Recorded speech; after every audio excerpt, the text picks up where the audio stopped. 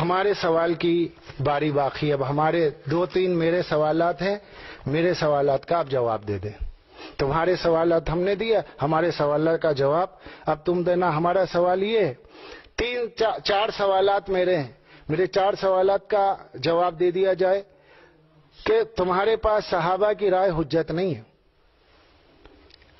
تمام سلفیوں کے پاس، اہل حدیث حضرات کے پاس صحابہ کی رائے حجت نہیں ہے، صحابہ کا قول حجت نہیں ہے. تو پھر خلیفہ ابو بکر صحابہ کی رائے سے بنے. ابو بکر کو خلیفہ جو بنایا گیا، ابو بکر ابن قحافہ کو، حضرت ابو بکر کو خلیفہ صحابہ کی رائے سے بنایا گیا، رسول اللہ کے حکم سے تو نہیں بنایا گیا. اگر رسول اللہ کے حکم سے چنا گیا ہے تو حدیث دکھاؤ ہماری کتاب سے، یا اپنی کتاب سے دکھاؤ کہ رسول اللہ نے کہا ہو کہ تم لوگ چن لینا. اب تمہاری کتاب میں بھی موجود نہیں. پھر تمہارے پاس صحابی کا قول حجت نہیں ہے، تم کہتے ہو صحابہ کی رائے حجت نہیں ہے. جب صحابہ کی رائے حجت نہیں ہے تو صحابہ کی رائے سے تو پہلی خلافت بنی. جب یہ پہلی خلافت ہی باطل ہے تو دوسری خلافت کی تو خود بخود چھٹی ہو گئی. تم لوگ خلفائے ثلاثہ کا دفاع کرتے ہو، یہ کہتے ہو کہ بھئی ابو بکر عمر عثمان کے خلاف شیعہ ہے لہذا ہم شیعوں کے خلاف ہے. لیکن تم خود اپنے خلفاء کے خلاف ہو. ابو بکر عمر عثمان کے، خصوصاً حضرت عمر اور حضرت عثمان کے فیصلوں کو تم لوگ کہاں مانتے ہو؟ میرے سوال کا جواب دینا غور کے ساتھ. دیکھیے، میری بات کہ میں کسی پہ تانا نہیں کر رہا، میں کسی کو بے عزت نہیں کر رہا ہوں، میں کسی کو گالی نہیں دے رہا ہوں. تم نے ابتدا میں یہی کہا تھا کہ ہم شیعوں کو گالی نہیں دیتے، ہم شیعوں کو برا نہیں کہتے، ہم انسان کو انسان مان کے گفتگو کرتے ہو. پھر اس کے بعد تم نے 12ویں امام کے شان میں گستاخی کی، تم نے شیعوں پہ جھوٹ باندھا کہ مصحف فاطمہ کو اصلی قرآن کہتے، تم نے جھوٹ باندھا کہ مصحف فاطمہ میں 17,000 آیات باندھتے، تم نے جھوٹ باندھا کہ منتهی الاعمال شیخ مفید کی ہے، تم نے جھوٹ کہا کہ منتهی الاعمال میں لکھا ہوا ہے کہ امام حسن نے طاقت رکھتے ہوئے معاویہ سے صلح کی ہے، اور تم نے بہت سی باتیں اس طرح کی جھوٹ کہی.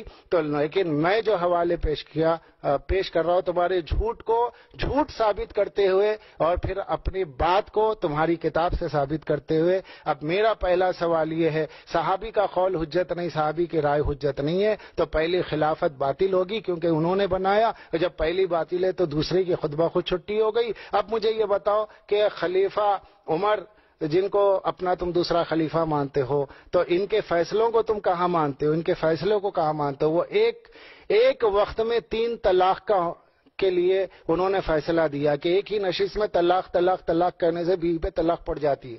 مگر تم میں کوئی ایک سلفی، کوئی ایک اہل حدیث ایسا نہیں ہے جو اس فیصلے کو مانے. سب کہتے ہیں حضرت عمر کا فیصلہ ہم نہیں مانتے.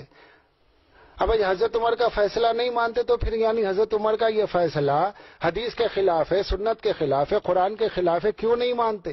اگر نہ ماننے کی دلیل خلاف حدیث و سنت ہے تو جب خود تم ثابت کر رہے ہو کہ ان کا قول و فعل حدیث و قرآن کے خلاف ہے تو پھر تم تو ہمارے ساتھ ہو، تو پھر ہم پہ تمہارا سوال کا کیا مطلب ہے؟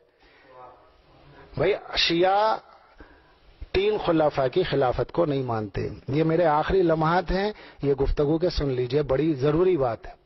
آپ ابو بکر عمر عثمان یہ 3 کی خلافت کو آپ نہیں مانتے. جب یہ 3 کی خلافت کو ہم نہیں مانتے، آپ مانتے ہو، تو جب آپ خلیفہ مانتے ہو تو ان کے فیصلوں کو بھی مانو. لیکن آپ یہ کرتے ہو کہ کچھ فیصلے مانتے ہو کچھ نہیں مانتے ہو. تو کیوں نہیں مانتے ہو؟ بھئی جب ان کی زندگی قرآن اور حدیث کے مطابق تھی تو ان کے فیصلوں کو کیوں نہیں مانتے ہو؟